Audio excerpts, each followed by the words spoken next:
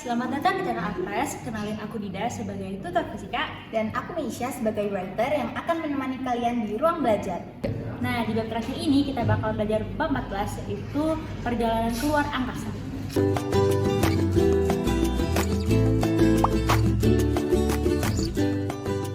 Halo teman-teman, balik lagi di channel Apres. Kita masuk di bab terakhir fisika yang belajar tentang relativitas. Nah, mungkin teman-teman ada yang berdapat waktu SMA tentang bab ini ya. Ini bab terakhir kita. Terus juga di sini sih kayaknya aku gak bakalan banyak bahas karena ya di bab ini kita bakalan ngitung dengan rumus-rumus yang harus kita hafalkan. Jadi di sini tuh kalau di PPT dia kayak bahas gitu kan tentang space travel, tamasya keluar angkasa. Di sini bisa berarti tamasya secara fisik, dapat juga tamasya secara pikiran.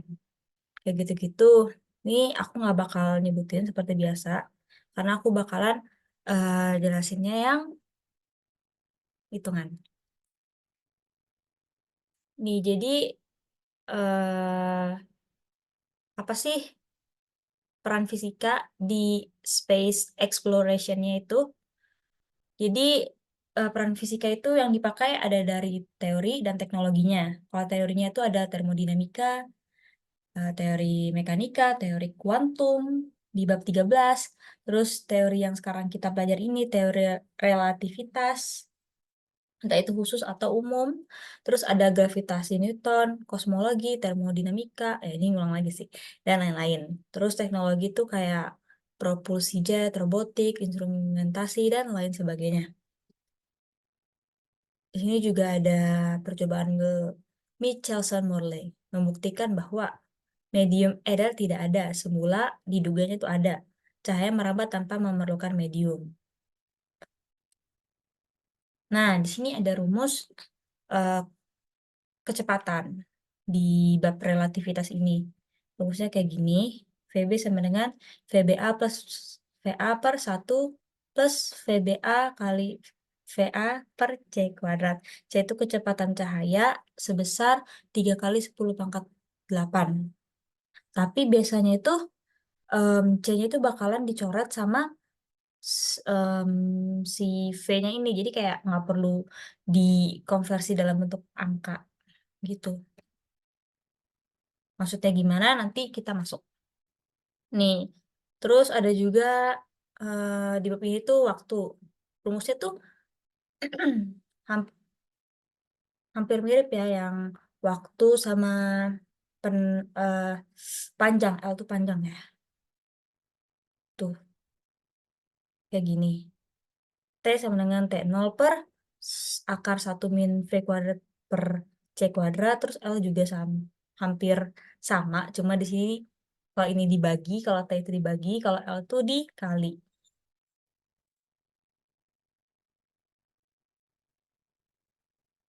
Terus di sini penjelasannya, roket terlihat memendek dilihat oleh pengamat di bumi yang bergerak terhadap kejadian. Sedangkan kalau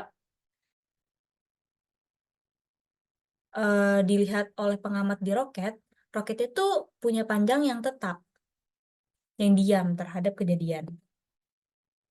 Terus ini ada massa juga. Oh, ini kan tadi panjang L, ini waktu. Jadi rumusnya harus dihafalin. M sama dengan M0, ini rumusnya bentuknya sama kayak yang waktu. Jadi massa relativistik itu benda yang bergerak mempunyai massa yang lebih besar dibandingkan jika benda tersebut diam. Terus di sini juga ada rumus energi. Energi itu rumusnya MC pangkat 2. Nah, di sini M-nya adalah M ini, massa relativistiknya, bukan M0. Jadi maksudnya gimana? Nah, jadi aku udah nonton video yang big course ini. Jadi kalau misalnya dikasih tahu bahwa massa elektronnya sebesar, ini kita masuk ke contoh soalnya ya, 9 kali 10 pangkat minus 31 kilogram, terus V-nya itu 0,75 C, kita buat cari energi totalnya, buat masukinnya kita harus ngubah dulu massa elektronnya itu, atau kita sebutnya M0 menjadi massa bergerak, massa relativistiknya. Caranya gimana? Caranya adalah M sama dengan M0 per gamma. Nah, cari gammanya itu gimana? Jadi gini, kalau misalnya diketahui 0,75 C, itu kan 3/4 C. Terus dia pakai Pitagoras, pasti aku nontonnya kayak gitu. Di sini 3, ini 4. Terus kan ini ya pakai rumus Pitagoras biasa, yang kayak berarti kan 4 kuadrat dikurang 3 kuadrat, terus diakarin kan buat dapat si akar 7-nya. Dapatlah dia sebesar akar 7. Terus gamanya itu kayak gini. Akar 7 sama 4-nya ini. Si bawahnya ini dan si miringnya ini. Dimasukinlah ke sini. Terus masanya ini, M0-nya itu massa si elektronnya. Seret, seret, seret, pakai potomet, terus didapatlah massanya itu sebesar ini. Terus tinggal masukin deh ke E-nya ini, rumus E. Massanya yang massa gerak, terus dikali C kuadrat, C-nya itu C-nya itu kan 3 kali 10 pangkat 8. Kenapa kok bisa 3 kali 10 pangkat 8? Seperti yang kita tahu, C adalah kecepatan cahaya. Kecepatan cahaya itu besar berapa? Yaitu 3 kali 10 pangkat 8. Dikuadratin, didapatlah hasilnya seperkian joule. Terus juga biasanya kan disuruh convert ke satuan elektron valensi. Tinggal diubah aja. Jadi satu elektron valensi itu sebesar 1,6 kali 10 pangkat 19. Oke, terus ada ini juga, teman-teman kalau misalnya ingat, kita pernah melihat rumus ini. Terus ada simulasi fisika dalam film. Teknik simulasi CGI atau Computer Generated Imagery digunakan untuk menciptakan penggambaran yang lebih realistis akan suatu kejadian atau adegan, sehingga diperlukan perhitungan simulasi fisika yang kuat. Nah, basis perhitungan fisika itu digunakan untuk simulasi dinamika benda tegar, simulasi aliran atau fluida, efek partikel, dan lain-lain. Software yang bisa digunakan itu kayak Houdini, Maya, RealFlow, SoftImage, dan lain-lain. Ini kita masuk ke contoh soal. Nah, sebuah partikel elementar meluruh ketika dalam keadaan diam setelah 10 pangkat 12 second. Jika partikel tersebut bergerak dengan kecepatan 0,6 C, setelah berapa lama peluruhan baru terjadi? Teman-teman bisa nebak nggak pakai rumus yang mana? Ya, jadi pakai rumus yang ini, T. Ya kan nanya waktunya kan?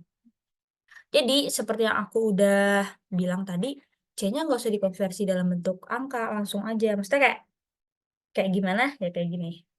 Bentar, aku hitung. Set. Jadi tadi kan waktu T0-nya adalah 10 pangkat minus 12, terus dia V-nya 0,6. Berapa sih T-nya? Kita masukin rumus yang T tadi, seret, masukin seret, seret. Nah, ini contohnya yang aku bilang nggak perlu C-nya jadi 3 kali 10 pangkat 8, tapi kita jadiin C aja di sini, karena dia bakalan dicoret sama si V-nya ini. V-nya ini kan nanti C-nya kan C kuadrat. 0,6-nya dikuadratin jadi 0,36. Terus teman-teman, wah, ini rumusnya susah banget sih. Emang apakah memang harus memakai kalkulator atau potomet? Eh, Harusnya sih kalau misalnya ulangan nggak boleh pakai teknologi, biasanya dikasih angka yang gampang kayak ini. Ini 10 pangkat minus 12, ini 1, dikurangi 0,36, didapatlah ini 0,64, terus didapatlah 0,64 diakarin tuh 0,8, terus ini, ngerti kan yang ini? Terus ini kita biar gampang kita operasikan yang 10, ini kan jadi 1/8, terus 10 minus 12 dibagi 10 minus 1 itu 10 pangkat minus 11, terus ini 0,125 kan si 1/8 itu. Seret, terus kita ya biar ada angka 1 lah di depan koma, jadinya 1,25 kali 10 pangkat 2 minus 12, yang dimana berarti jawabannya adalah yang B. W. Seret, gitu. Jadi kayak C-nya nggak perlu di konversi ke angka karena bakalan dicoret sama si V-nya. V-nya karena kan mengandung C kan.